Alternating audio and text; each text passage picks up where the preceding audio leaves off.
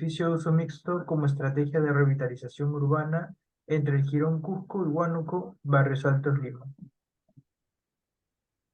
Pasamos a ver los índices que presenta, planteamiento del problema, la investigación y el estado de la cuestión. Iniciemos con el planteamiento del problema.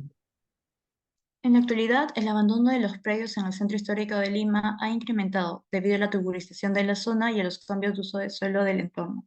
Esto genera debilitación habitacional debido a tres principales razones: vivienda depósito, abandono de predios y aglomeración comercial. Como sabemos, en el centro histórico de Lima existen varios sectores, pero hay uno el que más destaca por su sector tradicional urbano, que es Barrios Altos. Lamentablemente, siendo un sector tradicional urbano, sufre de estos cambios donde encontramos una condición socioeconómicamente denominada por el sector pobre, deteriorado y marginado en los aspectos de habitabilidad. Este problema de abandono de predios residente en el centro histórico de Lima no es desde ahora, sino se da desde hace mucho tiempo atrás. En la actualidad, según el INEI, entre 2000 y 2015, más de 30.000 habitantes han abandonado Barrios Altos, lo cual se debe al deterioro de vivienda y al índice de porcentaje tan alto de viviendas en alquiler informal, debido a que se ubican cerca a la gran cantidad de depósitos informales. Todo esto genera o se da paso a ser una ciudad habitable a una ciudad de grandes bloques como depósitos. Todos estos problemas se han ido desarrollando en dos sectores importantes, como lo es el Jirón Cusco y Jirón Huánuco, donde estos problemas aumentan de manera máxima, ya que se encuentran cerca de grandes áreas comerciales, generando una carencia de áreas de recreación, áreas verdes y también dejando estos jirones como una zona olvidada. Recordemos que el Centro Histórico de Lima tiene como objetivo primordial preservar y rehabilitar el patrimonio de los centros históricos, incluyendo elementos arquitectónicos y áreas urbanas abandonadas o simplemente carentes de vida. Recientemente, la revitalización urbana se utiliza en elementos arquitectónicos urbanos, como en lugares abandonados o lugares sin vida, lo que nos lleva a pensar que esta es una buena forma que se puede considerar para que regenere o revitalice estos jirones ya mencionados. También ayudaría a vincular al edificio mixto, ya que ambos se interconectan y forman a dar parte como un elemento integrador, donde se puede trabajar y vivir. Es por esto que la revitalización urbana, junto al edificio de uso mixto, contribuyen a la función de integrar y rehabilitar ciudades en deterioro, haciendo que tengan también un lugar donde trabajar y vivir, especialmente en estos jirones. Pasamos a tocar los problemas y objetivos de investigación. El primero, lo general, es el cómo un edificio de uso mixto puede contribuir como una estrategia efectiva para la revitalización urbana entre Jirón, Cusco y Huánuco en Barrios Altos, Lima.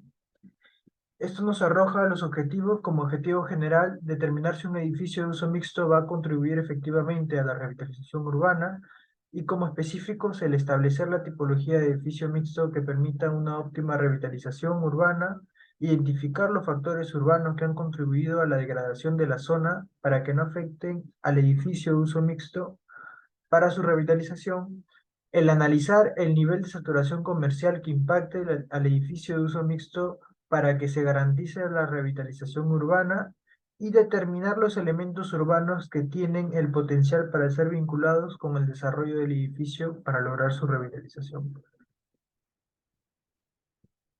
Como metodología, se plantea el tener un enfoque cualitativo, ya que se requiere una revisión sistemática de los referentes y estudios, y está dividido en tres fases, donde en la primera se va a definir el alcance de su estudio, articulando el tema de investigación y recopilando la información de referencia.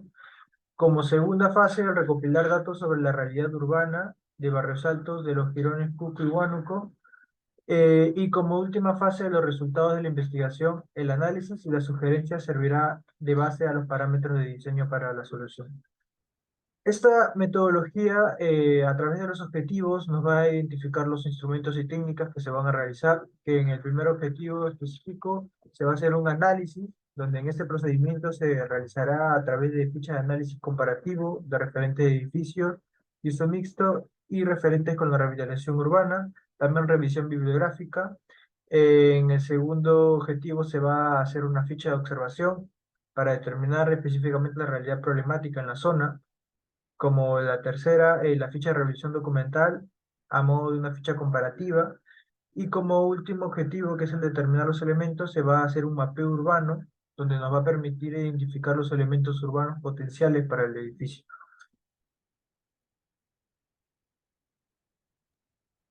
En estado de locación marco histórico, tenemos los inicios desde la década de los 80, donde se da el surgimiento del movimiento conocido como nuevo urbanismo, que tomó los conceptos arquitectónicos en los Estados Unidos.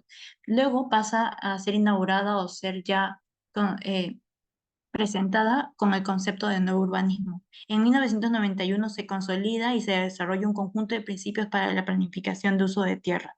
Finalmente, también en este mismo año fueron presentadas las ideas para hacer ciudades habitables, limpias y confiables. Por último, en 1971 se crean los principios de Awani y también en el Congreso Nacional de Urbanismo, pues se ya consolidado el edificio de uso mixto. En el marco normativo utilizamos el Reglamento Nacional de Edificaciones, norma 140.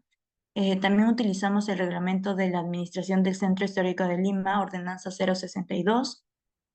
Por supuesto, también tocamos el Plan Maestro del Centro Histórico de Lima.